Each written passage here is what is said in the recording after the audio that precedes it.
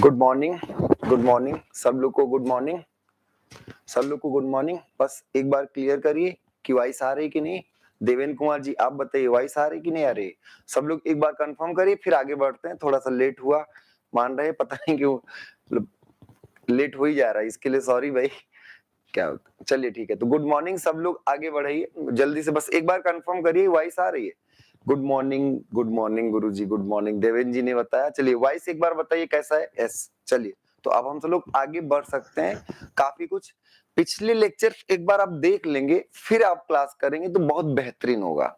क्या होगा ना कि पिछले लेक्चर में हम 1 बाय 1 ए यादव जी ने यस सर बिल्कुल गुड मॉर्निंग, प्रिया यादव जी गुड मॉर्निंग, सबको गुड मॉर्निंग। हमारी तरफ से सबको शुभ प्रभात है, सुप्रभात है। और हम बस आगे बढ़ना चाह रहे हैं जल्दी से। आप सब लोग भी जुड़ जाइए और भी जो लोग को जुड़ना है सब लोग जुड़ जाइए, फिर आगे हम सब लोग क्लासेस स्टार्ट करते हैं। ठीक है, तो कल हम सब लोग ने स्ट्रेन के बारे में बात की। स्ट्रेन आपका एक हम आपको पिछली क्लास में किया, ट्रू स्ट्रेन और इंजीनियरिंग स्ट्रेन। ठीक है, good morning good morning. True strain में बात हुई थी कि true strain equal to log 1 plus epsilon. True strain क्या था? Change in dimension upon instantaneous dimension. और आपका इंजीनियरिंग स्ट्रेन क्या था?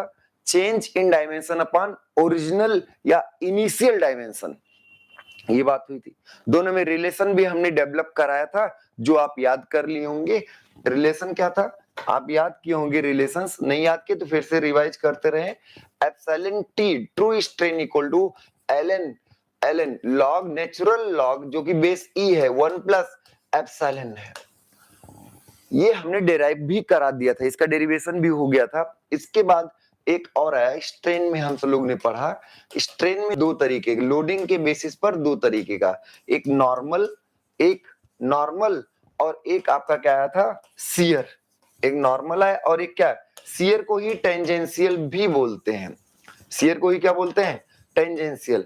नॉर्मल में हमने तीन तरीके पढ़ा था, एक लॉन्गिट्यूडनल और एक लेटरल और एक वॉल्यूमेट्रिक। सबको 1 बाय 1 हम करा चुके हैं सबको, और हमारे ख्याल से सबको समझ में आया होगा। आलोक यादव जी आप बताइए सब कुछ अभी समझ में आया? तो आगे हम सब लोग बढ़ते हैं। देवेंद्र जी आप भी बताइए कि सारी चीजें समझ में आई थी। नॉर्मल स्ट्रेन में लॉन्गिट्यूडनल, लेटरल और वॉल्यूमेट्रिक। कल के लेक्चर में वॉल्यूमेट्रिक के सारे केस हमने कराए थे। वॉल्यूमेट्रिक के सारे केस, अगर क्यूबॉइड है तो epsilon X plus epsilon Y plus epsilon Z था, और अगर क्यूब है तो 3 टाइम्स ऑफ एप्सिलॉन ए था। अगर आपका सिलेंडर है तो epsilon L plus 2 times of epsilon D था, और अगर आपका स्फीयर है तो 3 टाइम्स ऑफ एप्सिलॉन डी के बराबर था। कौन? Volumetric strain. गौरव कुमार जी ने बताया, बहुत अच्छा, बेहतरीन। थम्स अप भाई, बहुत अच्छा लग रहा है। आप लोग क्लासेस का वेट किए हम, लेकिन आपसे क्षमा प्रार्थी हैं, सच में क्लास लेट हो गई। लेट होना भी एक बहुत गलत बात है।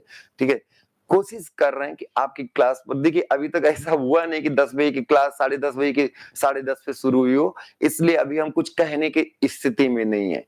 थोड़ा सा इसके लिए सॉरी चाहेंगे, माफी चाहेंगे भाई।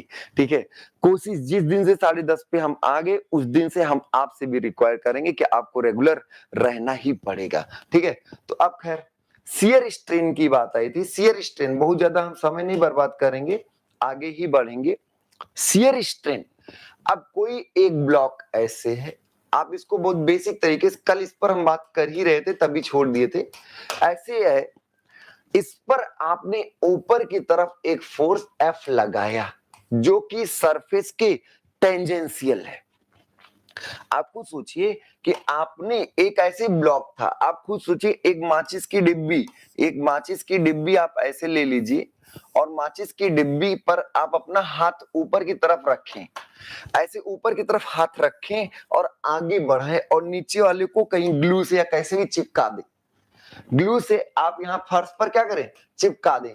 जैसे इसको ऊपर रखें, देखिए ऐसे ऊपर खींचना अलग केस हो गया, ये तो नॉर्मल है, ये क्या है? नॉर्मल। लेकिन अगर इसके अलोंग सरफेस पर ऐसे हाथ रख के देखें तो ये आगे बढ़ जाएगा। ये जो लाइन स्ट्रेट है, ये ऐसे तिरछी हो जाएगी ऐसे। अब क्वेश्चन आया, जब ये ऐसे तिरछा हो गया, अच्छा ऐसा क्यों हुआ?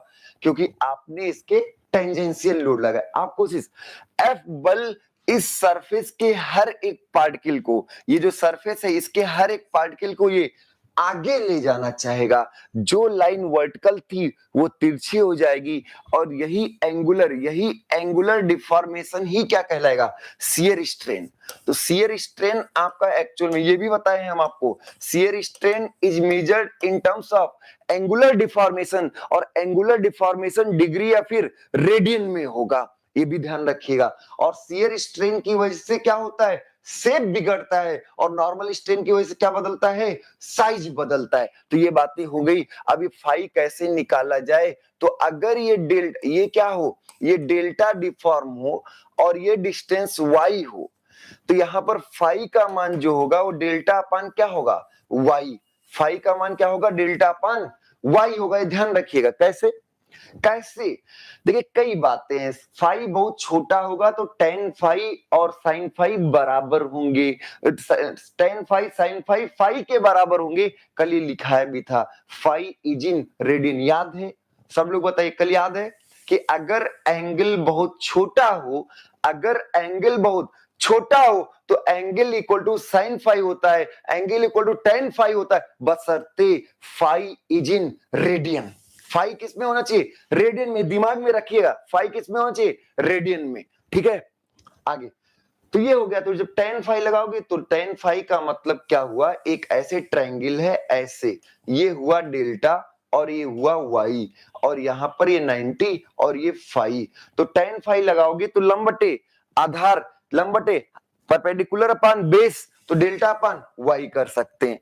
या इसको कुछ लोग ऐसे भी बता सकते हैं, सर एक लाइन थी ऐसे हुई और ये ऐसे आगे बढ़ गया, कितना एंगल घुमा, फाई, रेडियस क्या है, वाई, और कितना डिफॉर्म हुआ, डेल्टा।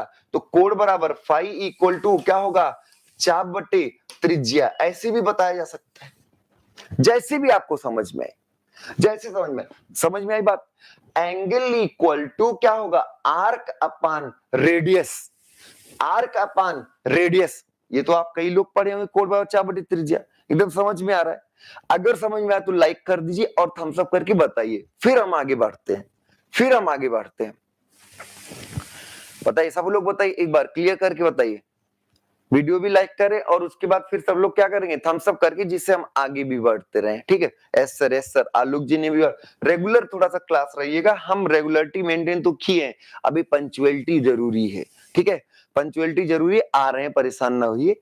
तो बात आगे करते हैं। ठीक, ये क्लियर हो गया। इसको आप देख लीजिए, जब F फोर्स लगाओगे, मान लीजिए ऊपर का ये डेल्टा डिफॉर्म हुआ, किसी ने कहा कि ऊपर का ना देके यहां का दे दिए, तो वहां का वही रेडियस लीजिएगा, जहां का डिफॉर्मेशन उसी का रेडियस ले लीजिएगा। ठीक है, आगे बढ़े।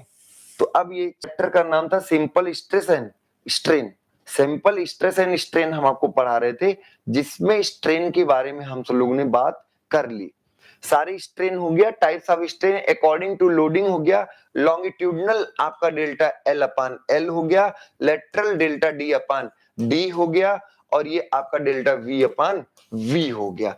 अलग अलग केसेस में वॉल्यूमेट्रिक स्ट्रेन हम एक साथ कल ही कराए हैं, सबको कल ही कराए। शियर स्ट्रेन आपने किसमें मेजर किया, फाई के टर्म में, और ये या तो रेडियन में होगा या तो डिग्री में होगा, या तो रेडियन या तो डिग्री में होगा। जल्दी से आपको नोट्स भी मिल जाएगा, एक दो दिन में नोट्स हम आपको दिला देंगे। ठीक है, आइए शियर स्ट्रेन को एक बार फिर से देख लेते हैं।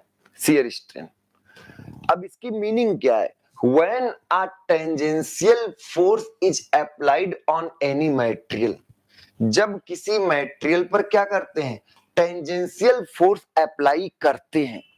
when a tangential force, Guruji sharp ले लीजिए, अच्छा शार्प ले लेते हैं भाई, शार्प ले लेते हैं। when a tangential force is applied on any material, then there is a angular deformation, जब टेंजेंशियल लोड लगाएंगे तो उस समय क्या होगा, उस समय एंगुलर डिफॉर्मेशन होगा।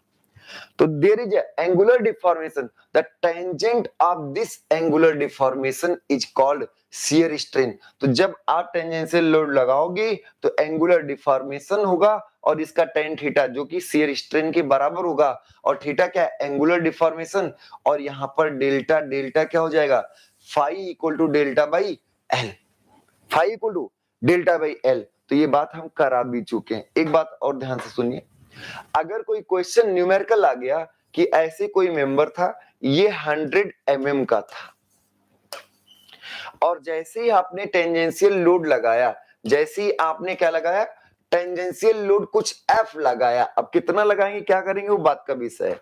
अब जैसे आपने लगाया, मान लीजिए ये 3 mm, कितना 3 mm आगे बढ़ गया, ये क्या हो गया 3 mm आगे बढ़ गया, तो आपसे पूछा गया कि शियर स्ट्रेन बताओ, तो शियर स्ट्रेन क्या होगा 3/100, फाई का मान कितना होगा रेडियन, 0.03 रेडियन।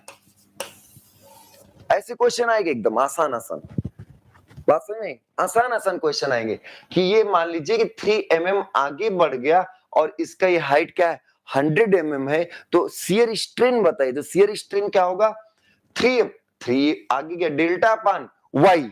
सबको समझ में आया, क्वेश्चन कर लेंगे आसान क्वेश्चन, ऐसे आसान क्वेश्चन सब लोग कर लेंगे ना। तो आगे बढ़ते हैं, फिर आगे बढ़ते हैं, अगली बात को हम लोग करते हैं।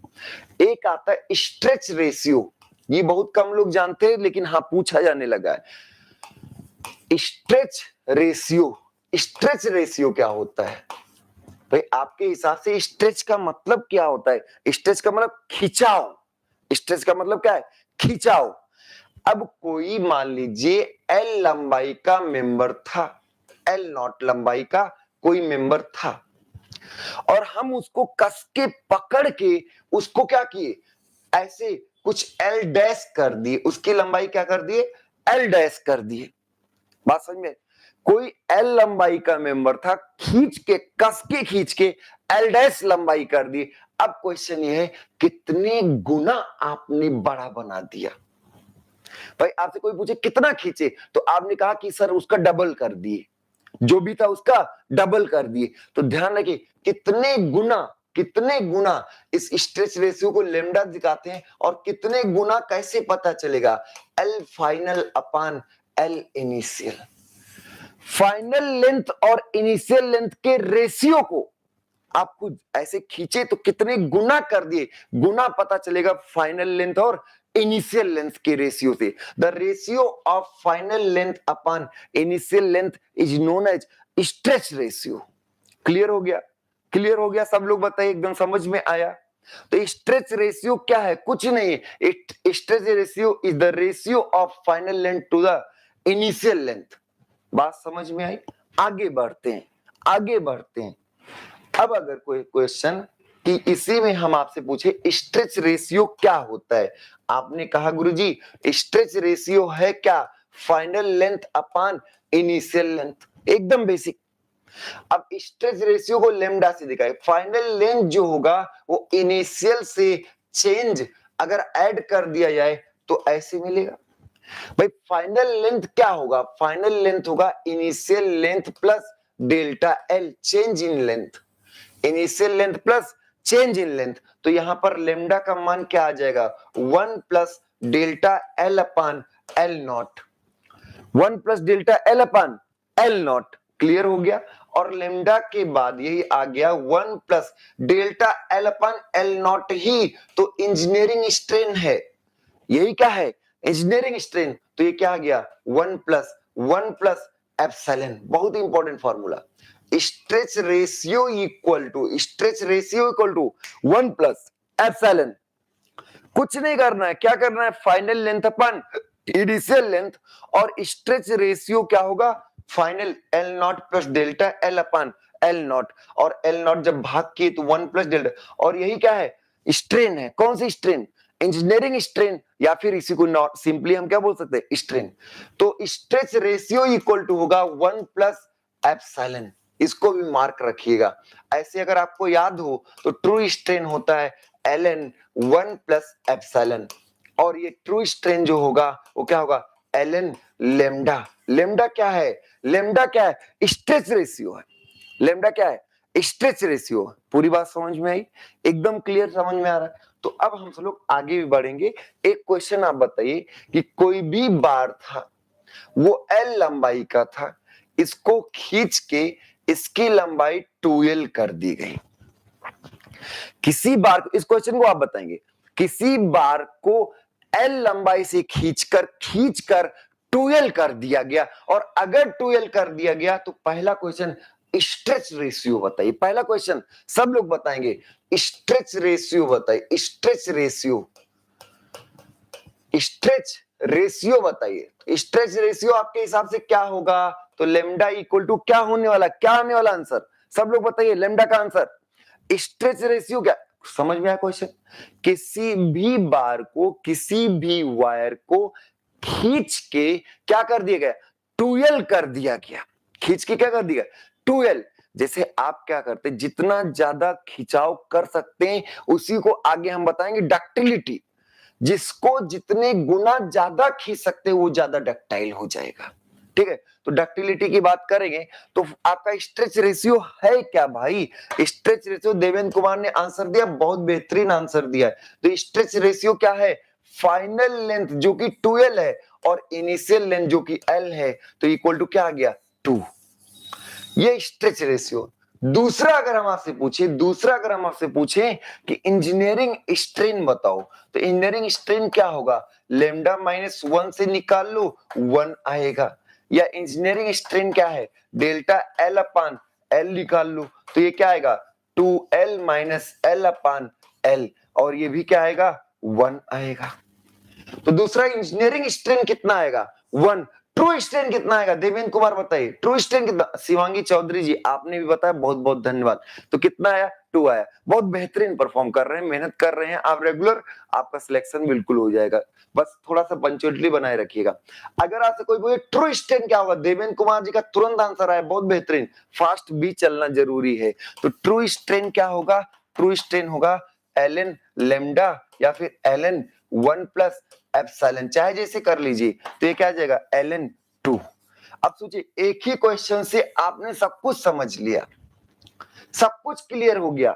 आई थिंक हमारे हिसाब से सब कुछ क्लियर।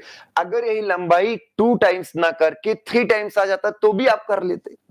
तब 3 टाइम्स अगर कर देते तो उस समय स्ट्रेच रेशियो क्या होता? 3 होता। 3 टाइम्स करते तो स्ट्रेच रेशियो क्या होता? 3 होता। और उस समय स्ट्रेन क्या होता? 2 होता। उस समय ट्रू स्ट्रेन क्या होता? ln 3 होता। बात समझ में आ रही ना? तो क्वेश्चन कुछ भी आ सकता है। आगे बढ़े, आगे बढ़े, आप बताइए देवेंद्र कुमार जी, आगे बढ़े। समझ में आया तो स्क्रीनशॉट ले लीजिए, एक बार नोट कर लीजिए। एक सिंपल सा क्वेश्चन था, किसी की लंबाई L को 2L कर दिया गया, तो stretch ratio, engineering strain, true strain के बारे में बताया जाए, बता दिया गया सब लोग। आगे बढ़े, चलिए आगे बढ़ते हैं। ठीक है, अब ये आ गया स्ट्रेच रेशियो। स्ट्रेच रेशियो क्या था? आप ये अभी अभी पढ़े हैं। तो stretch ratio, it is the ratio of final length to the original length is called as stretch ratio. Stretch ratio equal to final length upon original length, final length upon original length, और lambda equal to आ गया E plus 1 plus epsilon. Next आया stress. अब हम आपको strain पूरा detail में करा दिए, स्ट्रेन के अलग अलग फॉर्म्स आपको करा दिए। अब टारगेट किसका है? स्ट्रेस। तो एक बात ध्यान दीजिएगा, एकदम शुरुआत में आपको हम बताए होंगे, जैसे लोड लगाते हैं, जैसे लोड अप्लाई करते तुरंत डिफॉर्मेशन आता है, और डिफॉर्मेशन के आने पर रेजिस्टिव फोर्स डेवलप होता है, और रेजिस्टिव फोर्स जब डेवलप होता है तो डिफॉर्मेशन बढ़ते बढ़ते बढ़ते बढ़ते रेजिस्टिव फोर्स भी बढ़ता रहता है, और एक समय आता है कि एक्सटर्नल अप्लाइड के बराबर, और उस लोड पर अब आगे डिफॉर्मेशन नहीं हो सकता। ये बात बता चुका है। एक बार फील भी करिए, एक बार फील भी करिए। जैसे जैसे आपका ये हाथ है, आपका ये मान लीजिए हाथ है, 5 उंगलियां बना दिए, ये ऐसे हाथ। अब आप खुद सोचिए कि अगर कोई यहां पर चिनोटी ऐसे काटने लगे, आप हाथ मतलब ये मटेरियल है, ये क्या है? मटेरियल है। ठीक है, कोई ऐसे कोई खींचने लगे, कोई ऐसे जैसे होते नहीं कुछ लोग काट लेते हैं चुनौती, तो ऐसे चुटकी काट ली भाई जिसको जो बोलते हो, तो इसको जब आप खींचे, जैसे खींचे तो पहला कार्यक्रम क्या हुआ, पहला हुआ इस खिंचाव के कारण यहाँ के सारे मॉलिक्यूल्स में क्या हुआ, डिसऑर्डर हो गए, ये डिसऑर्डर हो गए, अव्यवस्थित हो गए भाई। और जैसे ये खींचे, थोड़ा सा डिसऑर्डर हुआ, तुरंत आपको समझ में आया कि वो खींच रहा है, मटेरियल को भी समझ में आएगा वो खींच रहा है, और जब खींच रहा है तुरंत वो अंदर से क्या करेगा, विरोध करना शुरू करेगा। पर आप खींच रहे हैं, आप ऐसे खींच रहे हैं, जब खींच रहे हैं तो धीरे धीरे बढ़ेगा जरूर, लेकिन किसी लोड के सापेक्ष खिंचाव एक कांस्टेंट हो जाएगा और विरोध भी उस समय बराबर हो जाएगा। अब अगर लोड और बढ़ा दें तो और खिंचाव बढ़ेगा, विरोध भी और बढ़ेगा। बात समझ में आ रही?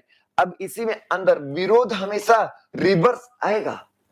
आप ऊपर ले जाना चाहते थे और विरोधी बल नीचे लाना चाहेगा। ऐसे अगर मान लीजिए कोई एक क्यूब था, कोई एक क्या था, क्यूब था, ये ऐसे, अब इसको सोचिए कि ऐसे आप इसको मोड़ना चाहते हैं, बेंडिंग मोमेंट लगाए, आप इसको ऐसे क्या कराए, बेंड कराए।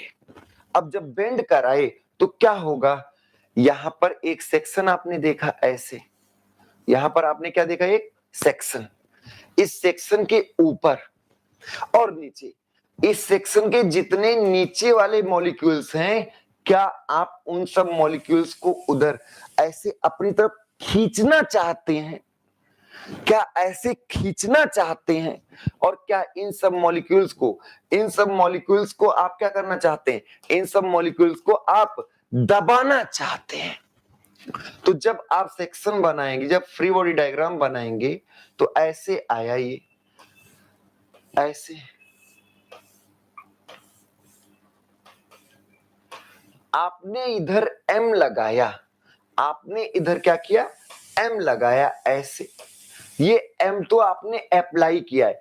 इस सेक्शन से पूछिए, ये सेक्शन इन सब मटेरियल को ऐसे खींचना चाह रहा, तो क्या नीचे वाले सारे पोर्शन में, क्या नीचे वाले सारे पोर्शन में सारे पार्टिकल ऐसे खींच रहे होंगे? क्यों खींच रहे होंगे?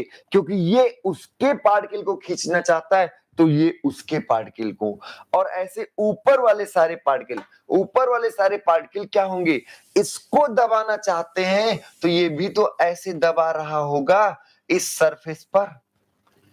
तो नीचे की तरफ सारे पार्टिकल खिंचाव में होंगे और ऊपर की सारे पार्टिकल दबाव में होंगे। बात समझ में? ये क्या है, ये क्या है, ये तो अप्लाइड है, ये क्या है, अप्लाइड मूवमेंट है, ये अप्लाइड, और ये क्या है, रेजिस्टिव, ये आपका रेजिस्टिव है, विरोध है, ये आपका क्या है, रेजिस्टिव। बात समझ में आ रही? तो जब भी लोड लगाते हैं उसके विरोध में रेजिस्टिव फोर्स आता है, और रेजिस्टिव फोर्स के कारण स्ट्रेस आता है। रेजिस्टिव फोर्स के कारण क्या आता है, स्ट्रेस आता है। बात समझ में आ रही? तो एक नया टर्म आया, एक नया टर्म आया, स्ट्रेस। और स्ट्रेस क्या है, स्ट्रेस एक्चुअल में है internal resistive force, internal resistive force upon area. Internal resistive force upon area क्या होगा, आपका होगा स्ट्रेस। क्लियर हो गया? अगर कोई रेजिस्टेंस ना आए, अगर मान लीजिए कि एक ऑब्जेक्ट था, इसको आप धक्का दिए और ये मूव कर गया, जब ये मूव कर गया, मूव करने के लिए फ्री है, तो इनके पार्टिकल्स में कोई अंदर से विरोध नहीं आया। ऐसे हम आपको बताएं फ्री एक्सपेंशन, जब आप थर्मली एक्सपेंड करेंगे तो उसमें भी कोई स्ट्रेस नहीं आएगा। बात समझ में आ रही? सब लोगों को समझ में आ रहा है? तो ये ध्यान रखिए, स्ट्रेस बल से नहीं आता, आंतरिक प्रतिरोधी बल से आता है। किससे आता है? आंतरिक, इंटरनल, आंतरिक कौन, प्रतिरोधी बल, इंटरनल रेजिस्टिव फोर्स। तो आंतरिक प्रतिरोधी बल अपान क्या, एरिया, क्षेत्रफल, अपान क्या होगा, क्षेत्रफल। बात समझ में आ रही सबको? एकदम समझ में आया। अब आगे बताइए स्ट्रेस कितने प्रकार का होगा। तो ध्यान रखिए स्ट्रेस भी बेसिकली दो ही प्रकार का होगा। क्यों?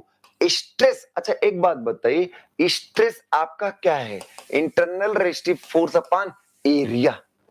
जब कोई भी क्वांटिटी, इसको याद रखिए, जब कोई भी क्वांटिटी पर यूनिट एरिया हो तो इंटेंसिटी बताता है। क्या बताता है? तीव्रता को बताता है। किसको बताता है?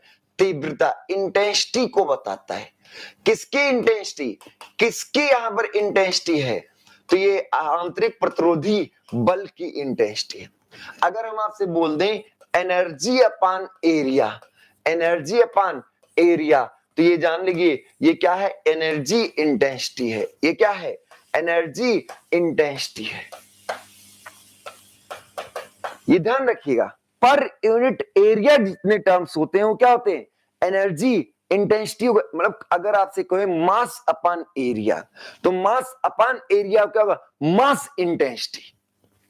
ठीक है, हम आपको बहुत सिंपल सिंपल बता रहे हैं। टाइम के सापेक्ष जो वर्ड आएगा वो रेट होगा। टाइम के सापेक्ष जो वर्ड होगा क्या होगा? रेट। और पर यूनिट एरिया अगर हो तो वो क्या होगा? इंटेंसिटी को बताएगा। तो एक्चुअल में जो स्ट्रेस है, जो स्ट्रेस है वो क्या है? वो क्या है? Internal restive force per unit area है। इंटरनल रेस्टिव फोर्स की इंटेंसिटी को बता रहा है। एकदम समझ में आ रहा ना? सब लोग को समझ में आ रहा है? तो ये सब भी पूछे गए हैं। तो स्ट्रेस आपका एनर्जी पर यूनिट एरिया है। और ये बेसिकली दो ही तरीके की, ये भी होगा, ये भी बेसिकली दो तरीके। कौन? नॉर्मल और शियर। नॉर्मल और शियर। बात समझ में आ रही? ये भी आपका नॉर्मल और शियर। अब नॉर्मल क्या है? नॉर्मल होता है जैसे ये प्लेन है और इसके जो ये परपेंडिकुलर लगा दिए ऐसे, तो ये नॉर्मल। ये क्या है? नॉर्मल। अगर ऐसे सीधा सीधा खींचे तो क्या आएगा? नॉर्मल स्ट्रेस आएगा। और अगर इसी प्लेन में ऐसे ऊपर की तरफ, ऐसे ऊपर की तरफ सरकाना चाहे तो क्या होगा? तब शियर। ऐसे इधर भी सरकाना चाहे तो क्या होगा? शियर। बात समझ में आ रही? तो नॉर्मल क्या है?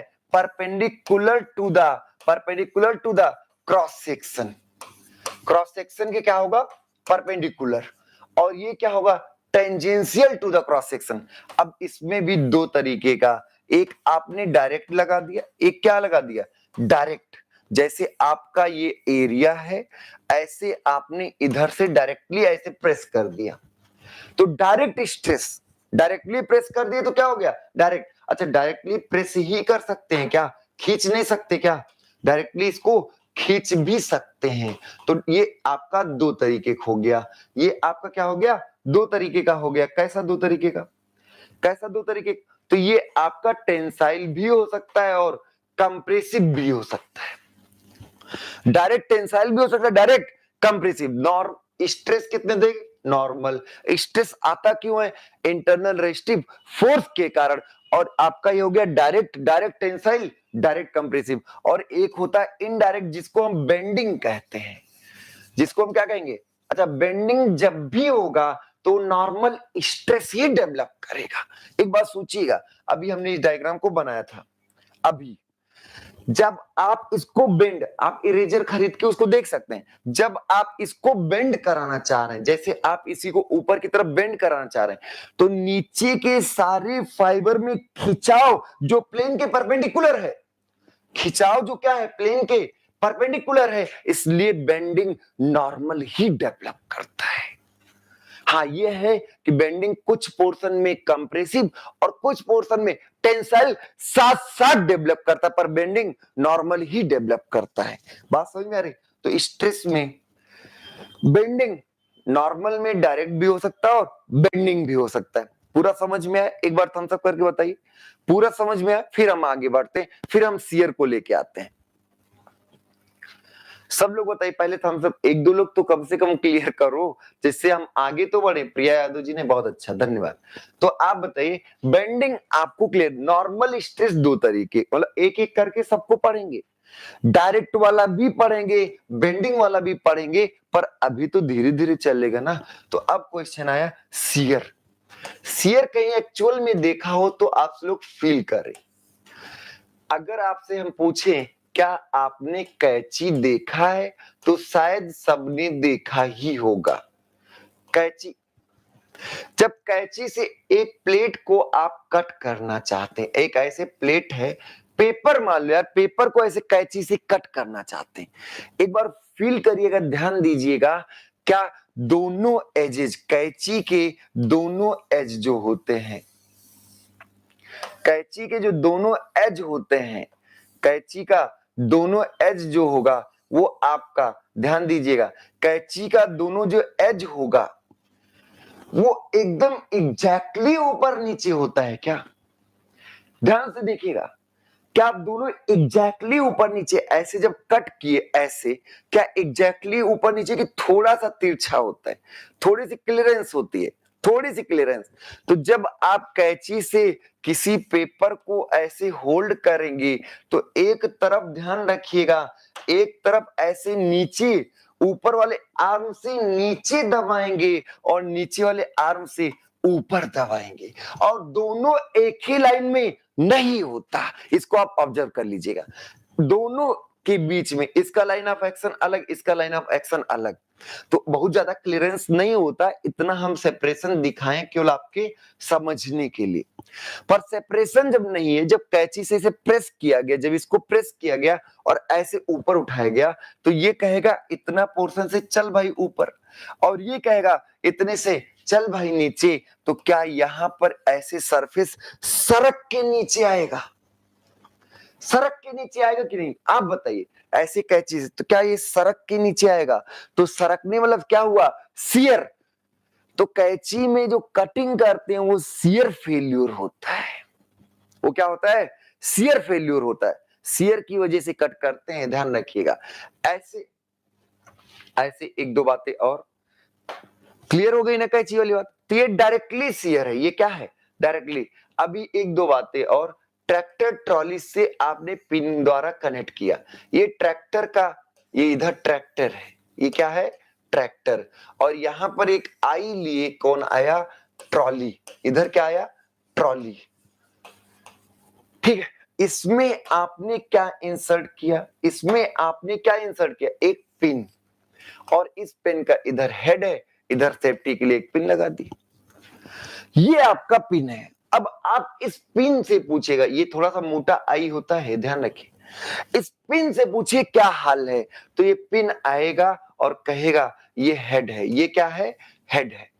अब ये जैसे, तो ये कहेगा हम इतने पोर्शन को हम क्या कर रहे हैं?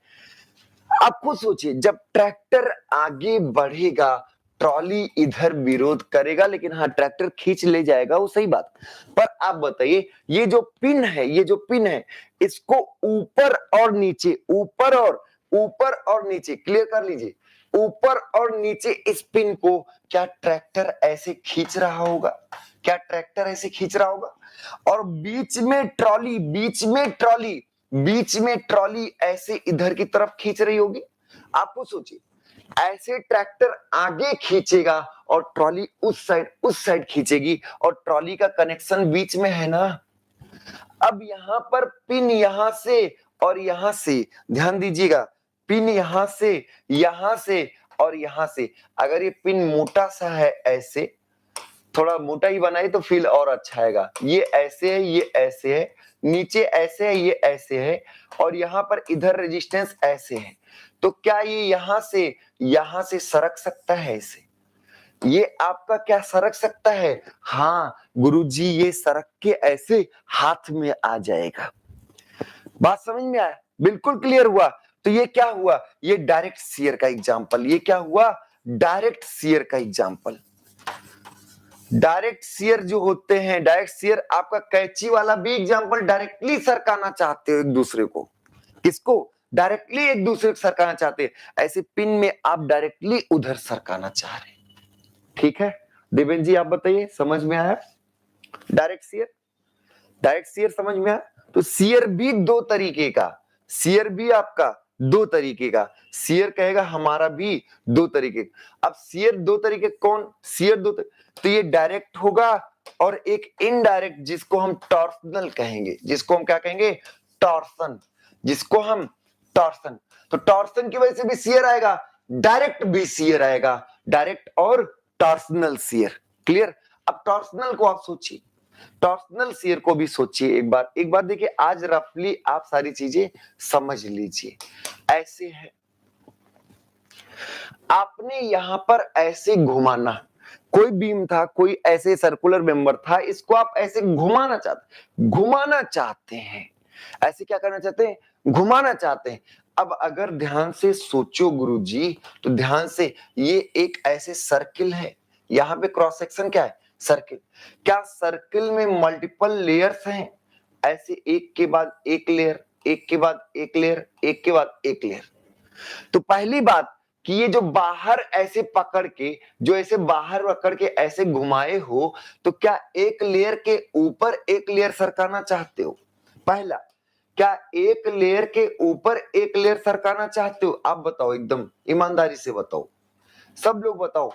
एक लेयर के ऊपर एक लेयर को सरकाना चाहते हैं? बिल्कुल गुरुजी, एक के ऊपर एक को सरकाना चाहते हैं, ऐसे ऐसे, और इधर के सारे नीचे वाले पार्ट को बाहर लाना चाहते हैं, ऊपर वाले पार्ट को अंदर ले जाना चाहते हैं। एक तो ये हुआ। दूसरा, अगर यहां पर हम दो ऐसे सटी हुई डिस्क माने, दो ऐसे सटी हुई डिस्क, तो एक लेयर के बाद लेयर को सरकाना चाहते हैं सिविल वाले। अब ऐसे आप सब लोग बिल्डिंग मटेरियल पढ़ेंगे जिसमें वुड के बारे में पढ़ेंगे, तो आप एक के बाद एक ऐसे सरकाना चाहते हैं। दूसरा, आप एक दो डिस्क लीजिए, दो डिस्क, यहीं पर दो सेक्शन, ये टू सेक्शंस है अलग अलग, बस ये टू सेक्शंस जो है एक दूसरे को टच कर रहे हैं ऐसे। अब जब आप ऐसे घुमाए,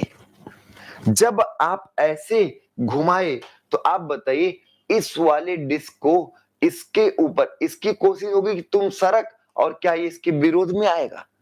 ये एक डिस्क दूसरे के ऊपर ऐसे स्लाइड, एक डिस्क दूसरे के ऊपर ऐसे स्लाइड करना चाहेगी कि नहीं? सरकना चाहेगी कि नहीं? तो ये ध्यान रखिए, टॉर्सन की वजह से भी शियर, डायरेक्ट भी शियर। तो बेसिकली क्लासिफिकेशन ऑफ स्ट्रेस आपको समझ में आया होगा। क्लासिफिकेशन ऑफ स्ट्रेस कितना हुआ? तो स्ट्रेस बेसिकली दो तरीके, नॉर्मल और शियर। एक बार बुकलेट से भी पढ़ते रहें जिससे आपका क्लियर होता रहे। ये आया types of stress. Types of stress में स्ट्रेस एक नॉर्मल स्ट्रेस हुआ और एक टेंजेंशियल या फिर शियर स्ट्रेस हुआ। नॉर्मल में आपका डायरेक्ट हो सकता है, जो कि डायरेक्ट एक्सियल, और एक्सियल में भी दो, एक्सियल में भी टेंसाइल और कंप्रेसिव, टेंसाइल और कंप्रेसिव। वॉल्यूमेट्रिक जैसे आप प्रेशर अप्लाई कर रहे हैं उसका विरोध करने के लिए, तो वॉल्यूमेट्रिक है। और इनडायरेक्ट में कौन है? इनडायरेक्ट में कौन है? बेंडिंग। ऐसे इसमें डायरेक्ट, इसमें भी डायरेक्ट और इनडायरेक्ट। अब ये सिंगल शियर भी हो सकता है और डबल शियर, डायरेक्ट वाला सिंगल भी हो सकता है और डबल भी हो सकता है। और इनडायरेक्ट क्या होगा? ट्विस्टिंग। इनडायरेक्ट क्या होगा? ट्विस्टिंग होगा। बात समझ में आ रहा ना? एकदम क्लियर है, एकदम क्लियर है। तो एक बात ध्यान रखिएगा, स्ट्रेस क्या है? स्ट्रेस हर बार आप लिखेंगे internal resistive force upon area. Equilibrium में यही एक्सटर्नल फोर्स के बराबर होता है। अब जैसे ध्यान दीजिए, जैसे हमने आपको बताया होगा कि आप सुने होंगे, एंगल ऑफ रिपोज और फ्रिक्शन एंगल दोनों बराबर होते हैं। एंगल ऑफ रिपोज और फ्रिक्शन एंगल दोनों क्या होते हैं? बराबर होते हैं, पर दोनों एक ही नहीं है। ऐसे इंटरनल रेजिस्टिव फोर्स और एक्सटर्नल फोर्स बराबर तो होते हैं, पर दोनों एक ही नहीं है। ये बात ध्यान रखिएगा। क्लियर हुआ सबको? ठीक है, तो ये आपका पी अपान क्या हो गया? ए। क्लियर? अब बात आई कि पी अपान ए, तो स्ट्रेस का मात्रक बताइए। आप सब लोग बताइएगा, स्ट्रेस का मात्रक, unit of stress, unit of stress. तो ये क्या हो गया? पी बाई ए। और पी का मात्रक क्या होगा? न्यूटन पर मीटर स्क्वायर। तो पहला मात्रक न्यूटन पर मीटर स्क्वायर, या फिर इसी को हम क्या बोलेंगे? पास्कल। और ये ध्यान रखिए, हम सब लोग जनरली यूज करेंगे मेगा पास्कल, जो 10 की पावर 6 पास्कल के बराबर होगा, या फिर गीगा पास्कल यूज करेंगे जो 10 की पावर 9 पास्कल के बराबर होगा। कभी कभी क्या होता है कि स्ट्रेस को हम एटमॉस्फेयर में भी लिख देते हैं, तो ध्यान रखिएगा 1 एटीएम 1 एटीएम जो होता है वो 101,325 पास्कल के बराबर होता है। ये सब नोट रखिएगा। कभी कभी आप एटीएम में एटमॉस्फेरिक प्रेशर में भी बता देते हैं, तो ध्यान रखिए ये सब एक ही है, या फिर ऐसे आ सकता है डाइन पर सेंटीमीटर स्क्वायर भी आ सकता है, डाइन पर सेंटीमीटर स्क्वायर भी हो सकता है, एटीएम भी हो सकता है। मतलब देखिए मात्रक ही मात्रक खेल रहे हैं। ये हो गया डाइन पर सेंटीमीटर स्क्वायर, हो गया मेगा गीगा, ये सब पास्कल्स हो गए एटमॉस्फेरिक प्रेशर। तो एक बात और ध्यान रखिएगा, एक होता है बार, एक क्या होता है बार। तो बार भी मात्रक हो सकता है बार, और एक बार में जो होता है वो 10 की पावर 5 पास्कल होता है। नोट कर लीजिएगा अलग से इसको सबको, बार भी मात्रक होता है, एक बार में 10 की पावर 5 पास्कल। और एक टॉर भी होता है, टॉर, टॉर का मतलब, एक टॉर का मतलब होता है 1 mm of Hg column, 1 mm of Hg column. तो कभी कभी हम क्या होता है कि हाइट से भी मेजर कर देते हैं कि प्रेशर 10.3, प्रेशर या स्ट्रेस 10.3 मीटर वाटर कॉलम है। अब 10.3 मीटर वाटर कॉलम का क्या मतलब हुआ, तो एक टॉर, टॉर भी ध्यान रखिए, टॉर भी होता है, टॉर क्या होता है 1 mm of Hg column, 1 mm of Hg column. इसको नोट रखिएगा सब लोग, सब कुछ आपको एक साथ। अब इसी में आप एक और लिख सकते हैं, kilogram force upon metre square, kilogram force upon metre square. और किलोग्राम फोर्स में क्या होगा 9.81 न्यूटन पर मीटर स्क्वायर, एक ये होगा। तो केजीएफ भी आता है, केजीएफ, केजीएफ समझ रहे हैं ना, केजीएफ चैप्टर 3 आएगा। तो देन केजीएफ का मतलब किलोग्राम फोर्स पर मीटर स्क्वायर। और एक यूनिट और होता है, एक यूनिट और होता है एलबी अपान इंच स्क्वायर, ये होता है एलबी अपान इंच। एलबी को हम पाउंड बोलते हैं, क्या बोलते हैं पाउंड बोलते हैं। तो इसलिए इसका मात्रक हो जाता है पीएसआई, क्या हो जाता है पीएसआई। इसको बहुत ही बहुत लोग को आता नहीं है, सब चीजें एक साथ इसलिए करा रहे। पीएसआई का मतलब पाउंड्स पर स्क्वायर इंच, पाउंड पर स्क्वायर इंच। इस पीएसआई का मतलब क्या हुआ, पाउंड लिख लीजिएगा, पाउंड पर स्क्वायर इंच, पाउंड पर स्क्वायर इंच। याद कर लीजिए सब लोग एकदम कंफर्म। और एक बात और लिख लीजिए, जब इतना कर ही रहे हैं, तो 1 एटमॉस्फेरिक प्रेशर जो होता है ये 14.7 पीएसआई के बराबर होता है, 14.7 पीएसआई के बराबर। इसका मतलब क्या है, इसका मतलब क्या है कि 101 325 पास्कल, 101 325 पास्कल जो होता है वो 14.7 पीएसआई होता है। सारे मात्रक आप देख लीजिए, देख लीजिए, इसके अलावा तो नहीं कुछ छूटा है। अगर कोई आपके पास हो इसके अलावा तो बता दीजिएगा। सब एक ही जगह, सब कुछ फिर से एक बार देख के अपने मन में नहीं, चिल्ला के पढ़ लो, पढ़ लो। शुरुआत न्यूटन, न्यूटन पर मीटर स्क्वायर जिसको पास्कल कहते हैं, मेगा पास्कल में 10 की पावर 6 पास्कल, गीगा पास्कल में 10 की पावर 9 पास्कल। एटमॉस्फेरिक प्रेशर में जो 101 325 पास्कल होता है, केजीएफ पर मीटर स्क्वायर 9.81 पास्कल होगा। एक एटमॉस्फेरिक प्रेशर में 14.7 पीएसआई पाउंड पर स्क्वायर इंच होगा, पाउंड पर स्क्वायर इंच होगा। और फिर एलबी पर इंच स्क्वायर ही आपका पाउंड पर स्क्वायर इंच है। इसके बाद एक बार, बार क्या होता है 10 की पावर 5 पास्कल होता है बार। और इसके बाद एक टॉर क्या होता है, टॉर का मतलब 1 mm ऑफ एचजी कॉलम। इसलिए 760 mm जो होता है एचजी कॉलम, वो एक एटमॉस्फेयर के बराबर। मतलब क्या है, एक एटमॉस्फेयर 760 टॉर के बराबर होता है, 760 टॉर के बराबर होता है। सब कुछ अगर क्लियर हो तो एक बार तो यार लाइक बनता है, थम्स अप कर दी, एक बार तो लाइक बनता है। सब लोग थम्स अप करके बताइए, समझ में पूरी बातें सब कुछ समझ में आ गई। सारे मात्रक एक ही छत के नीचे हैं, कोई भी यूनिट ना क्लियर हो तो बताइए, एकदम सब लोग बताइए। देवेन जी आप भी बताइए। वाह, मजा आ गया, एकदम एकदम मजा आया। चलो भाई, तो इसको आप नोट चाहे कर लीजिए, हम आपको समझ दे रहे हैं, क्योंकि क्या है ना, जो चीजें इतने दूर दूर से लेके कलेक्ट करके लेके आ रहे हैं ना, सब कोई ना दे पाएगा। गौरव कुमार जी ने भी थम्स अप दिया। बस बिल्कुल आप लगे रहिए, सिलेक्शन आप लोग का पक्का होने वाला है, बस इसको नोट कर लीजिए। आगे बढ़े, आगे बढ़े। अब एक लल्लू टाइप का क्वेश्चन, डायमेंशन ऑफ स्ट्रेस। क्या? डायमेंशन, डायमेंशन ऑफ स्ट्रेस, मात्रक। अब क्वेश्चन है डायमेंशन, तो डायमेंशन आपका स्ट्रेस, तो ये क्या था, न्यूटन पर मीटर स्क्वायर, और न्यूटन क्या होता है, kilogram metre per second square upon metre square.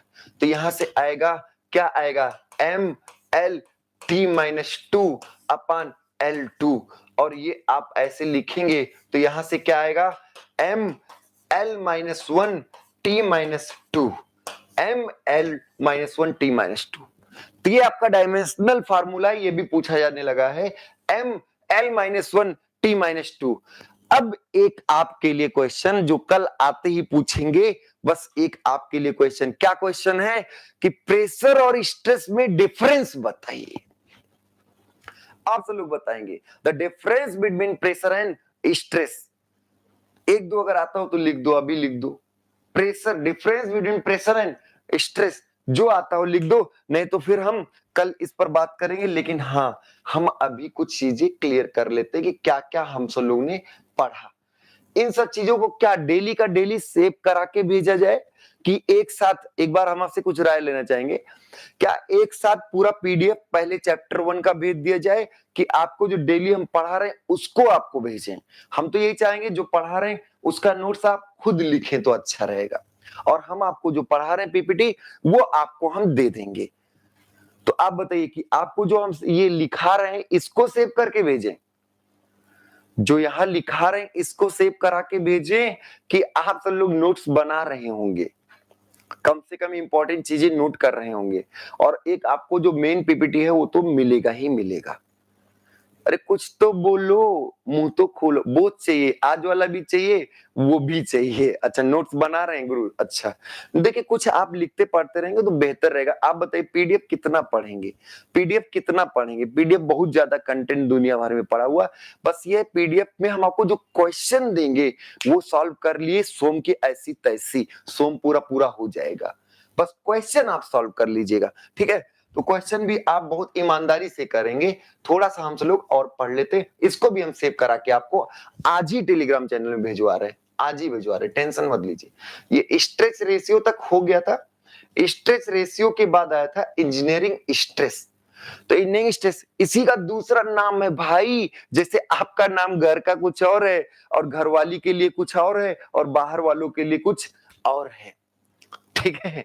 तो नाम, नाम देखिए, तो क्या है, also called intensity of internal resistive force, अभी बताया था। इंटरनल रेजिस्टिव फोर्स का इंटेंसिटी भी इसे कहते हैं, और ये क्या है, इट इज द अनुपात of, it is the ratio of internal resistive force to the original cross section area, internal resistive force to the original cross section area. क्यों? क्योंकि इंजीनियरिंग है, इंजीनियर बीच के मामले में नहीं पढ़ता, वो सीधे शुरुआत में क्या था, फाइनल क्या हुआ, बस। तो ओरिजिनल, तो क्या होगा, इंटरनल रेजिस्टिव फोर्स अपान ओरिजिनल को ही इनिशियल भी बोला जाता है, cross sectional area denoted by sigma, sigma से जनरली दिखाते हैं। और ये internal resistive force external force से कम भी हो सकता है और बराबर भी हो सकता है, कम भी हो सकता है और बराबर भी हो सकता है, पर इक्विलिब्रियम में, इक्विलिब्रियम में क्या रहेगा, in case of equilibrium P बराबर internal resistive force, internal resistive force के बराबर होगा, और फिर आगे बढ़ेगा, फिर आगे होगा, क्या होने वाला है, internal resistive force upon area. तो हम सब लोग फिर क्या करने वाले हैं, अभी देखिए कल क्या होगा ये भी बहुत जरूरी है कि पढ़ना। यहां से आए यूनिट, यूनिट क्या क्या है, यूनिट है न्यूटन पर मीटर स्क्वायर, या फिर इसको हम पास्कल कहेंगे। किलो पास्कल जो होता है वो 10 की पावर 3 पास्कल के बराबर होता है। मेगा पास्कल जो होगा वो 10 की पावर 6 पास्कल के बराबर होगा। और ध्यान रखिए 1 मेगा पास्कल जो होता है वो आपका 10⁶ पास्कल के बराबर होता है और यही 1 न्यूटन पर mm² के बराबर होता है। न्यूटन पर mm² भी नोट कर लीजिएगा, न्यूटन पर mm²। अब देखिए न्यूटन पर mm² मतलब क्या है, न्यूटन पर अगर मीटर में करें तो 10⁻⁻6 मीटर स्क्वायर हो जाएगा, क्योंकि एक बार -3 होता है, स्क्वायर कर दिए तो -6, तो 10⁶ पास्कल हो गया कि नहीं। 1 मेगा पास्कल 1 न्यूटन पर mm² के बराबर होता है, ठीक है। इसके बाद गीगा पास्कल, इसके बाद केजीएफ पर सेंटीमीटर स्क्वायर यहां पर दिया है, तो केजीएफ पर मीटर स्क्वायर भी हो सकता है, सारी चीजें ये ध्यान रखिए। Stress is caused by strain, strain के कारण स्ट्रेस आता है। स्ट्रेस का कारण क्या है, मेन कारण क्या है, स्ट्रेन। और आगे इस पर बहुत बातें होने वाली है कि स्ट्रेस एक टेंसर क्वांटिटी है। स्ट्रेस एक क्या है, टेंसर क्वांटिटी, और अभी से नोट कर लीजिएगा सेकेंड ऑर्डर टेंसर है। स्ट्रेस एक क्या है, सेकेंड ऑर्डर टेंसर। इसकी मीनिंग हम आपको बताएंगे, परेशान मत हुई, इसकी मीनिंग क्या है हम बताएंगे, ठीक है। तो अब आप हमें कल का है क्वेश्चन कि स्ट्रेस वर्सेस प्रेशर, प्रेशर और स्ट्रेस में डिफरेंस, ये कल आप सोच के एकदम बैठे रहिएगा, इस पर खूब बातें होने वाली हैं, क्वेश्चन मार्क है। और इसके अगला टॉपिक आप क्लियर कर लीजिए, टाइप्स ऑफ स्ट्रेस करा दिया, अगला ये आप नोट करिए, कल का लेक्चर और भी बेहतरीन होने वाला है, एकदम मजा आने वाला। हेडिंग पढ़ लीजिएगा, variation of stress with respect to strain. Strain के सापेक्ष स्ट्रेस में बदलाव मतलब क्या है, स्ट्रेस स्ट्रेन डायग्राम जैसा पढ़ा देंगे ऐसा कोई नहीं पढ़ाया होगा और ना आप ही पढ़े होंगे, तो एकदम मजा आने वाला स्ट्रेस स्ट्रेन डायग्राम। और इससे तो आप ध्यान लीजिए कि आपको इंटरव्यू में पूछना ही जाएगा, इससे क्वेश्चन पूछा ही है। आयरन कार्बन इक्विलिब्रियम डायग्राम और स्ट्रेस स्ट्रेन डायग्राम, ये दोनों तो इन मैकेनिकल और सिविल इंजीनियरिंग को भरे रहना चाहिए यार दिमाग में। चलिए, तो खैर आज का क्लास कैसा रहा, क्या कुछ सब कुछ समराइज वे में आपको मिला, सब कुछ अगर समझ में आए तो एक बार लाइक कर दे वीडियो को और थम्स अप करके बताएं। कल फिर मिलेंगे, कल कोशिश रहेगी कि हम टाइम से आए, लेकिन जब तक आ नहीं जाएंगे तब तक अभी कुछ कह नहीं रहे, और जिस दिन आएंगे उस दिन से लगातार आएंगे और आपको भी आना पड़ेगा, ठीक है। तो कैसा रहा क्लास, सब लोग बताएं। गौरव कुमार जी थैंक यू भाई, सबको थैंक यू। प्रिया यादव जी आपको भी थैंक यू। हम ये नोट्स आज ही आपको अभी सेंड करा दे रहे हैं, ठीक है। बहुत बहुत धन्यवाद। चलिए, और कोई बात तो होगी नहीं है तो कह दो, कोई बात हो तो कह दीजिए, कहीं कोई प्रॉब्लम। बेस्ट गुरु जी, वाह भाई क्या बात है, देवन जी ने आपने बेस्ट बोला, थैंक यू। ठीक है, जय हिंद।